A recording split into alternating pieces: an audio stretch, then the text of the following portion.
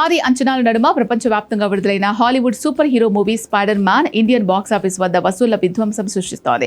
Theatres లో తొలి ఆట పడినప్పటి నుంచే రికార్డుల మోత మోగిస్తూ ఆల్ టైమ్ రికార్డులతో సరికొత్త సంచలనాలు నమోదు చేస్తోంది. ముఖ్యంగా ఉత్తరాదినే కాకుండా దక్షిణ భారతదేశంలోనూ ఈ చిత్రం ఊహించని రేంజ్ లో రికార్డు స్థాయి కలెక్షన్స్ సాధిస్తోంది. ఇటీవల ఆల్ టైమ్ రికార్డులతో దూసుకెళ్ల దురంధర్ 2 బెంచ్ మార్కును కూడా స్పైడర్ మ్యాన్ తుడిచిపెట్టేసింది. భారతీయ బాక్సాఫీస్ వద్ద గత 4 రోజులుగా స్పైడర్ మ్యాన్ కలెక్షన్ల తుఫాను కొనసాగుతోంది. రోజు రోజుకు కలెక్షన్లు తగ్గుముఖం పట్టడం కాకుండా మరింత పెరుగుతుండడం ట్రేడ్ వర్గాలను సైతం ఆశ్చర్యానికి గురిచేస్తోంది. తొలి రోజు 81 కోట్ల గ్రాస్ వసూలు సాధించి ఆరంభంలోనే సంచలనం సృష్టించింది.